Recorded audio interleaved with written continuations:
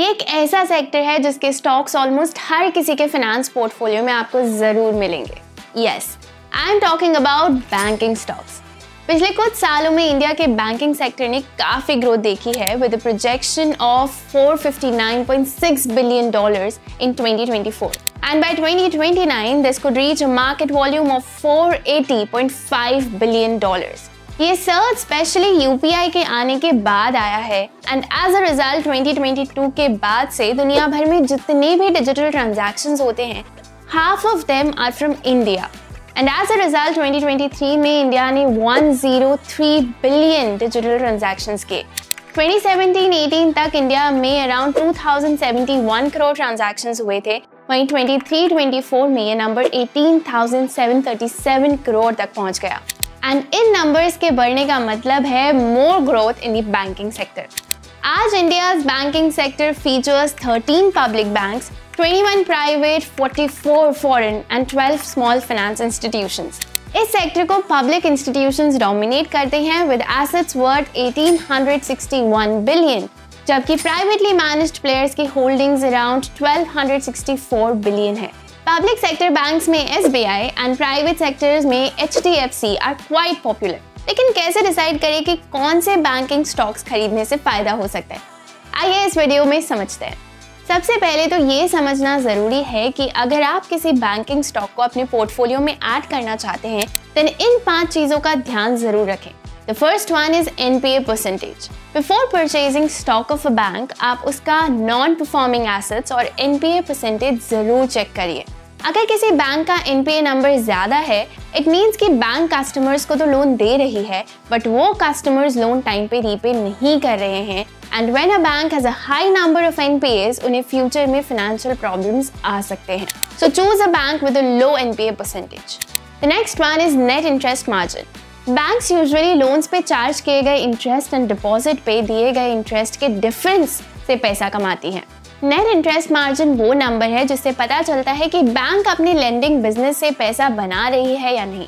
If it does, the bank has more chances of giving good returns. So look for a bank with a higher net interest margin.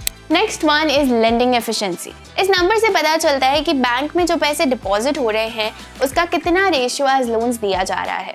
अगर ये ratio balanced है तो it's a positive sign, लेकिन अगर the lending is more than deposits it could mean कि bank की financial condition थोड़ी risky है। सो चूज अ बैंक जिसकी लेंडिंग एफिशिएंसी बैलेंस्ड हो। Next is return on equity और ROE। इस नंबर से पता चलता है if a particular bank is generating profits of the existing share holders और नॉट। अगर बैंक ऑलरेडी प्रॉफिट्स दे रही होगी तो ROE पॉजिटिव होगा, which means higher chances of you making profits from the stock. So choose a bank with higher ROE. Next is strategic market positioning.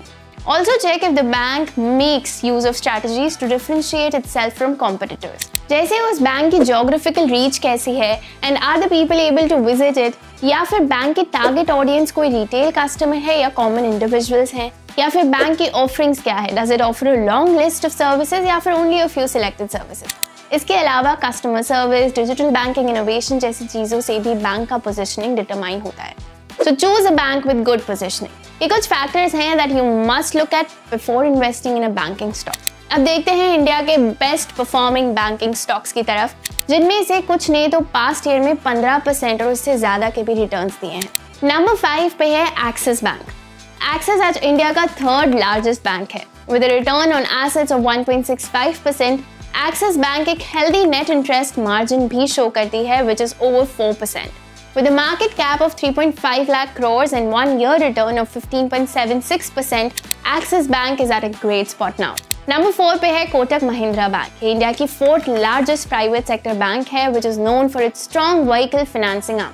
इस bank ने Q1 FY25 में 7,448 करोड़ का profit show किया था with a return on equity of 22.04%.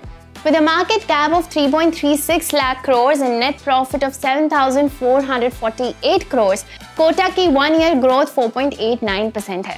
Another great point is that इस bank की profile काफी diverse है as they also deal in stock broking, insurance and asset management. Number 3 पे है इंडिया का लार्जेस्ट पब्लिक सेक्टर बैंक, जिनके lunch breaks काफी famous है। स्टेट बैंक ऑफ इंडिया और SBI। इनकी नेटवर्क इतनी वास्ट है कि they have over 22,500 branches and 63,500 ATMs, serving 50 crore customers across the country. With a market cap of 7.21 lakh crores, उनका net profit is at 20,094 crores and a one-year return of 33.56%, जो कि इन 5 banks में highest है। SBI ने भी अलग अलग areas में डाइवर्सिफाई किया है, जैसे insurance, mutual funds and credit cards. Number 2 पर है ICICI बैंक, जो इंडिया का सेकंड लार्जेस्ट प्राइवेट बैंक है। With a market cap of 8.85 lakh crores and net profit of 12,462 crores, Q1 FY25 में इन्होंने 7.3% ग्रोथ शो किया। ICICI की ये खूबी है कि ये नॉर्मल बैंकिंग के अलावा इंश्योरेंस और हाउसिंग फाइनेंस में भी डील करता है। And now for the top banking stock in India right now, it is HDFC. As of March 2024, ये इंडिया के बैंकिंग का 15.2% शेयर होल्ड करता है एंड इंडिया का लार्जेस्ट प्राइवेट बैंक है। With a market cap of 12.5 lakh crores and net profit of 17,188 crores, HDFC 8.89% का 1 year return दे रहा है। अब ये 5 बैंक टॉप पर हैं and are doing good. But before investing, make sure you analyze these on your own as per your financial goals and planning. जरूरत पड़े तो ये वीडियो दोबारा देखें टू अंडरस्टैंड कि किन फैक्टर्स को ध्यान में रखते हुए बैंकिंग स्टॉक्स में इन्वेस्ट करना चाहिए। कमेंट करके जरूर बताएं कि आप कौन से बैंकिंग स्टॉक में इन्वेस्ट कर रहे हैं। आई होप ये वीडियो आपको हेल्पफुल लगे। For more such insightful content, do subscribe to Stock Grow's YouTube channel. See you in the next video.